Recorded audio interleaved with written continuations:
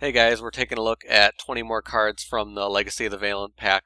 Today I'm going to be talking about the new XYZs that are coming, and also the kind of individual cards that are very interesting, the individual monster cards, and some that are also part of certain archetypes. So first off, Advanced Devoter. This is a really interesting one. It allows itself to be special summoned after you tribute it, so it can be really interesting.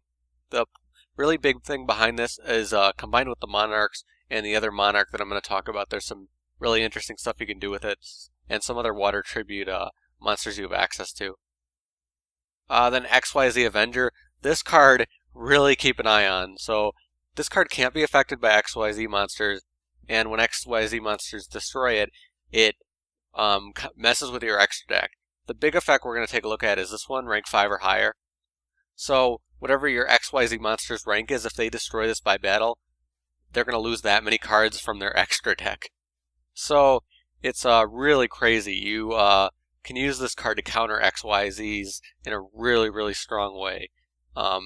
And definitely look at this card for maybe, possibly limiting or things like that, because archetypes that run XYZs or any XYZs in general are going to be really afraid of this card, especially because it's an 1800 beater on top of it.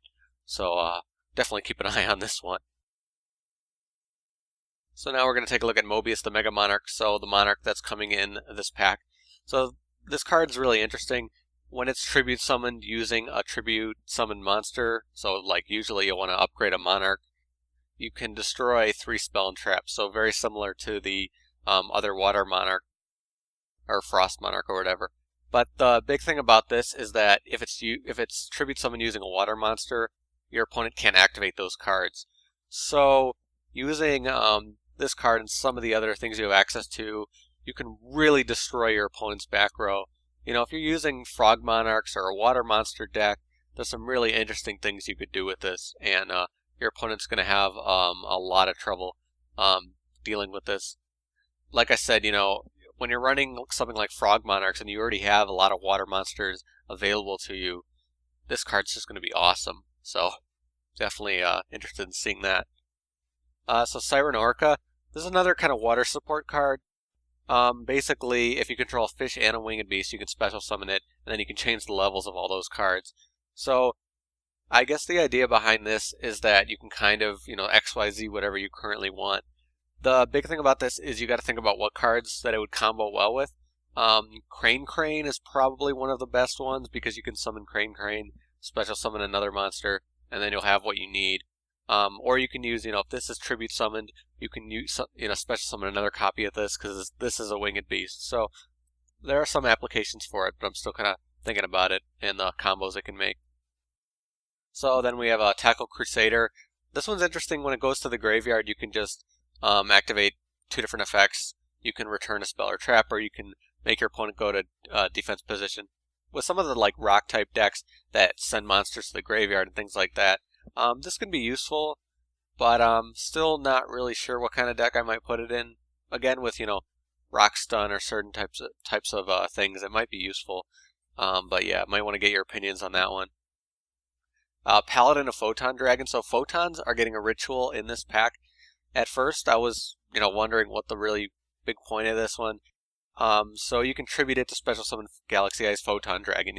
Like all the other Photon cards, you can bring out Photon Dragon. So it's kind of interesting when you look at it like that. Okay, an easy Photon Dragon, but is that worth running a ritual? But when we take a look at the ritual spell card, you'll see more of the use to it because it can be used from the graveyard. So we'll talk about that a little bit later. Then rank up Magical Astral Force. Just like the other rank up cards, not too interesting, not much to say here. Just that you can rank up something 2 ranks, which is really nice. A big thing about this card is that you can draw it from the graveyard instead of your draw. So if you can somehow get this card to the graveyard, you can start ranking up your XYZs very easily.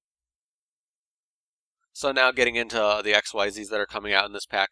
Evilswarm Extinction Knight. You're going to be seeing a lot of this guy just because he's one of these cards that can wreck your opponent's field. So as long as you don't have as much field presence or card advantage, this card will wreck your opponent. So very scary. Along with that, number 101. This card's another really scary one because you can basically get rid of your opponent's special summon monster, and you can generically summon this too. So very, very nice. Definitely want to watch out for that. Also, obviously, kind of powering itself up because it's giving itself an XYZ material monster. So then the number C for this one is Silent Honor Dark. Really not much different.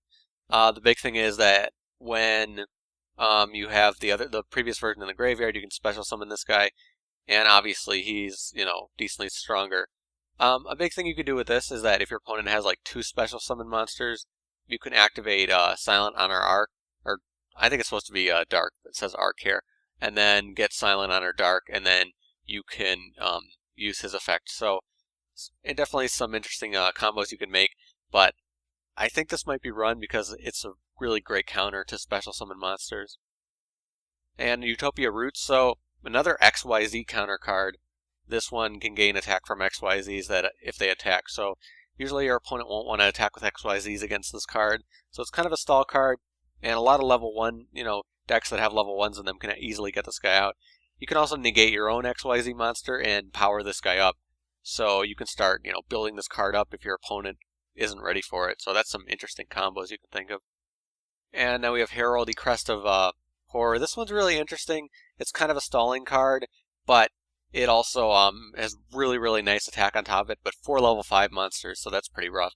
Obviously, you probably want to rank this guy up and start using his effects. Your opponent really won't be able to attack your weaker monsters, which is really, really nice. And then the other effect that it has, if you have the XYZ from before, you can have this gain attack, which is really interesting too. Not that it needs attack, it already has 4,000. Still pretty interesting. And then we're going to take a look at the Hard Earth Chaos Dragon number C92. I'm not sure if this is going to be run just because it doesn't really protect itself that much on its own. It can help you gain life points, but I'm not sure if that's really going to be a big thing. But the big thing about it is that if it has the previous version, you can negate effects. So giving you access to that from the other Hard Earth Dragon can be really interesting. But up to you. I'm not really sure if this is going to be played at all. And we were talking about the Gorgonics earlier, so Gorgonic Guardian is the XYZ that they're getting. Very good card. It can basically make your opponent's monster get this 0 attack and have its effects negated, so it's like Starlies. It can be a very powerful card combined with like Reptilians, for example. You need 2 level 3 rocks to get this out. So in a Gorgonic deck, you will get this guy out very easily. And well, you can also destroy monsters that have 0 attack, which is also very important. But the big thing about this is that you can tech it into like Chronomalies, for example, and do really powerful combos and OTKs and stuff like that. So very interesting. Definitely want to keep an eye on this one. And then we have the Sylvan XYZ. I was talking about it a little bit. But the basic idea behind this one is this makes you organize your deck and your graveyard in a really interesting way.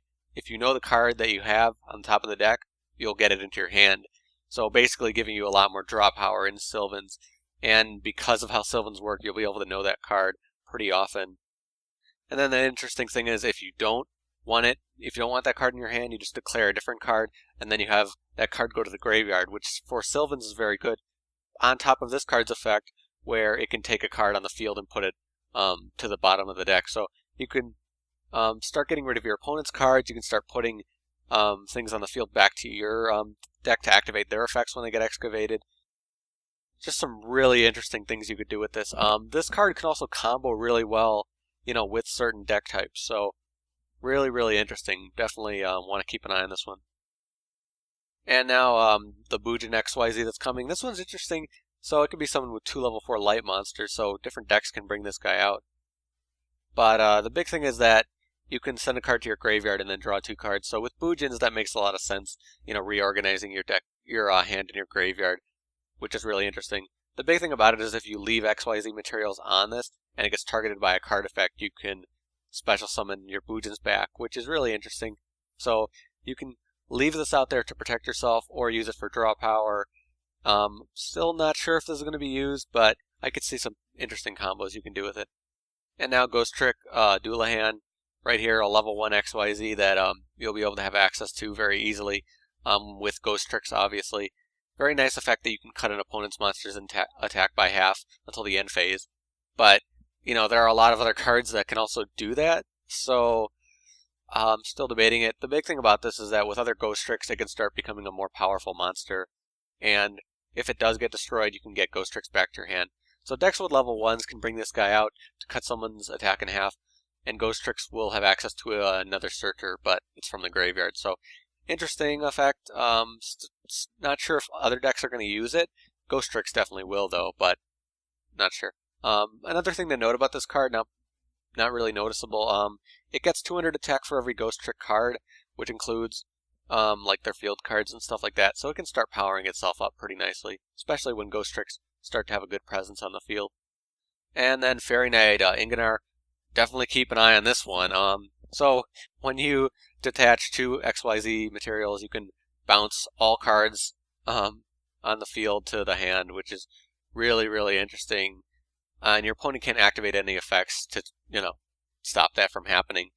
So obviously the big thing is that you can bounce your opponent's field from like XYZ and Synchro monsters and stuff like that. And you can kind of set up plays if you have a deck that will work really well with this. There's some really interesting stuff you can probably come up with. But another card that kind of wrecks the field. And if he was a higher attacker, that would be even crazier. But he's very good in defense mode too, to kind of lock down whatever your opponent's trying to do. So very, very interesting. He can also be ranked up very easily with certain cards.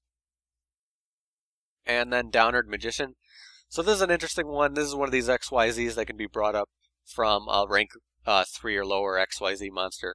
So very nice for decks that have those lower rank XYZs, because this card kind of has a good amount of attack because it gains attack for each material on it. So usually it'll have like 2500, 2700 attack. For a level 4 XYZ, that's pretty nice. And then it does piercing battle damage on top of it. So in certain situations, I can see this being very useful. You know, decks with a lot of 4-star XYZs are going to have a piercing battle damage card if they use spellcasters. And decks with like level 3s or lower XYZs are going to be able to rank this up, do piercing battle damage, stuff like that. So definitely some interesting things you could do. Having a card that is usable from lower XYZs is always useful. There's always combos you can do with that. So definitely looking to see this card. Not sure which decks are going to use it, but I definitely can find uses for it in some of my decks. So the last card we're going to be taking a look at for this video, a lot of cards I wanted to talk about in this one. Might be going a bit long, but still very interesting cards to talk about. So Leo, the Keeper of the Sacred Tree. This is a really weird one. It is a 10-star synchro, I think it is, and the idea behind this card is that it's a decent beater, but your opponent can't use like card effects on it until that main phase 2. So as long as you skip your main phase 2, you'll be fine. Weird card. Certain decks can bring this guy out very easily. I'm not sure if they're so interested in that effect. You know, they won't be able to like set cards when they want to, or it's difficult to say whether this card is going to be used, but I know a lot of decks can bring it out pretty easily, so interesting to think about. So those are the cards I'm, took a look at today, but if you guys have any cards that you're really interested in, let me, leave a comment. You can talk to me, tell me about what cards you're going to use in your deck, stuff like that. Really, all these cards I'm looking at today have a lot of really crazy uses. The XYZs are going to be very, very interesting. And also the counter cards like XYZ Avenger is going to be really crazy to deal with. Out of all these cards I'm taking a look at right now, definitely want to keep an eye on XYZ Avenger and the Evilswarm one. The Evilswarm one is getting used a lot nowadays, so can be a very powerful card. These are cards that you really have to think about when the ban lists are starting to get predicted, because these might end up being way too powerful. But as always, thank you guys for watching. I'll be back with another video talking about a lot more spell cards that are going to be released in this pack, so I'll see you later.